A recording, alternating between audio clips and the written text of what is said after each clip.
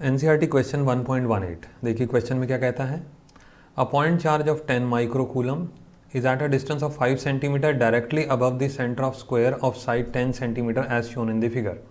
What is the magnitude of electric flux through the square? अब इस question में NCERT ने तो हमको हिंट दिया है, लेकिन एग्जाम में बहुत पॉसिबिलिटी है कि हमको हिंट नाम की कोई चीज़ भी नहीं मिलने वाली है, ठीक है ना। इस टाइप के क्वेश्चन का एक बेसिक फॉर्मेट होता है जो आप सीख लीजिए और आपको आगे भी इस टाइप के क्वेश्चन में मदद करेगा ही। देखिए क्वेश्चन कहता है कि एक स्क्वायर है जिसकी साइड है 10 सेंटीमीटर, ठीक है जी। उसके सेंटर पॉइंट से लेकर के ऊंचाई कितनी दे रखी है हमको 5 सेंटीमीटर की। ये टोटल हाइट जो है ना ये 5 सेंटीमीटर है और यहाँ पर एक चार्ज रखा हुआ है जिसकी वैल्यू है 10 माइक्रो कूलम। अब वो कहता है इस स्क्वायर के पॉइंट ऑफ व्यू से टोटल फ्लक्स की वैल्यू कितनी होगी ये बतानी है हमको, ठीक है ना। तो इस टाइप के क्वेश्चन का एक ही तरीका होता है और बड़ा सरल तरीका है भाई। एक स्क्वायर जो है वो 2D शेप होता है। अगर स्क्वायर का ही 3D शेप हम मानेंगे या 3D फॉर्म उसका बनाने की कोशिश करेंगे तो क्या बनेगा, क्यूब, ठीक है। तो हम क्या कंसिडर करते हैं, एक क्यूब बना लेते हैं हम। इस टाइप से हमने एक क्यूब बना लिया। क्यूब की साइड वही है जो स्क्वायर की साइड है। अब हमको मालूम है कि क्यूब में 6 फेसेस होती हैं, तो जो गिवन स्क्वायर हमको दिया हुआ है इस टाइप के 6 स्क्वायर्स को मिला करके एक शेप हमने बनाई जिसको हमने बोल दिया क्यूब। और क्यूब के सेंटर में हमारे क्या रखा हुआ है, एक चार्ज। अब टोटल हाइट कितनी हो गई 10 सेंटीमीटर, लेकिन चार्ज की height from the centre of one face कितनी दे रखी है 5 सेंटीमीटर। इसका मतलब ये है कि charge is exactly at the middle point of the cube, ठीक है ना। तो यहाँ पर हमारा चार्ज रखा हुआ है। अब हमको बोलता है टोटल फ्लक्स निकालो। तो एक बड़ा आसान तरीका भी समझ लो। फ्लक्स का जनरल फॉर्मूला क्या होता है, Q अपॉन एप्सिलॉन नॉट, और Q क्या होता है, charge enclosed by the body.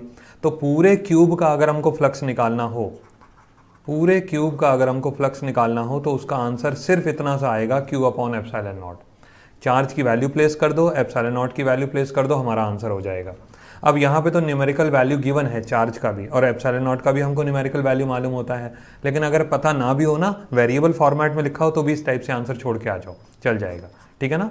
Numerical value given है तो हमको अभी न्यूमेरिकल वैल्यू प्लेस करना पड़ेगा ना। क्वेश्चन में हमसे ये मांगा नहीं था कि क्यूब का कितना फ्लक्स होगा, हमसे तो ये मांगा था कि ओवरऑल वन फेस यानी कि स्क्वायर के हिसाब से कितना फ्लक्स निकलेगा। तो कितने स्क्वायर्स बनते हैं, क्यूब को अगर हम डिवाइड करें तो कितने स्क्वायर्स बनते हैं, 6, ठीक है ना। 6 स्क्वायर हमारे बनते हैं। तो 6 स्क्वायर के लिए हमारे पास सिंपल फॉर्मेट क्या होगा, हम लिखेंगे फ्लक्स थ्रू स्क्वायर, यानी कि वन फेस।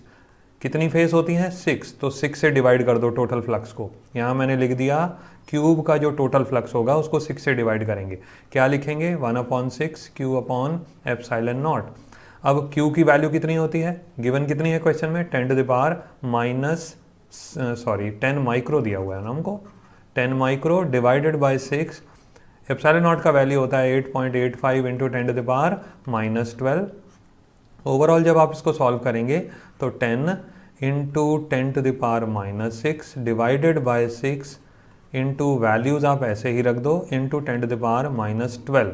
अब 10 और 10⁻⁻6 इसको सॉल्व करोगे तो ये बन जाएगा 10⁻⁻5।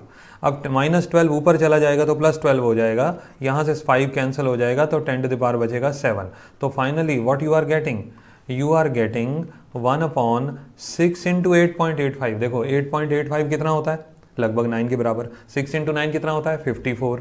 तो 54 से थोड़ा सा वैल्यू कम कर दो, मैं इसको 53 मान लेता हूँ। ये कैलकुलेशन जल्दी जल्दी निपटाने के ना तरीके होते हैं कुछ, लेकिन ये आएगा धीरे धीरे प्रैक्टिस से, ठीक है ना। ऊपर क्या था 10⁻7, बताइए समझ में आ गया। अब हम क्या करेंगे, यहाँ ऊपर बना देंगे 100, तो यहाँ आ जाएगा 100 इंटू 10⁵ डिवाइडेड बाय 53। अब 50 अगर होता 100/50 तो आंसर आता 2। अब क्योंकि 53 है तो 2 से कुछ लेस आएगा ना, तो answer would be near by, इसको मैं लिख देता हूँ लगभग ये आंसर बन जाएगा हमारा 1.88 इंटू 10⁵। अब दिस वैल्यू में भी 1.87, दिस वैल्यू में भी 1.77, समथिंग नियर बाय हो सकता है, ठीक है ना। होपफुली आपको क्वेश्चन समझ में आ गया होगा, उसका फॉर्मेट समझ में आ गया होगा। दूसरी बात, फ्लक्स की ना यूनिट भी मेंशन ज़रूर करें, आपको पता होना चाहिए यूनिट क्या होती है। जनरल फॉर्मूला क्या आता है, E.ds। अगर हम नॉर्मल इलेक्ट्रिक फील्ड की टर्म्स में लिखते हैं, यूनिट क्या होती है इलेक्ट्रिक फील्ड की, न्यूटन पर कूलम। और एरिया का यूनिट क्या होता है, मीटर स्क्वायर। तो फ्लक्स का यूनिट बन गया न्यूटन मीटर स्क्वायर पर कूलम। सिंपल है ना। अब कई जगह इसको राउंड ऑफ करके 2 आंसर भी बना दिया जाता है, 1.9 भी इसको लिख सकते थे हम, ठीक है ना। तो मल्टीपल चॉइस क्वेश्चन में अगर इस टाइप का फॉर्मेट आ जाए या इस टाइप का क्वेश्चन आ जाए तो नियर बाय वैल्यू जो भी मैच करती हो वो आंसर लिख के आ जाना, ठीक है। होपफुली क्वेश्चन आपको समझ आ गया होगा।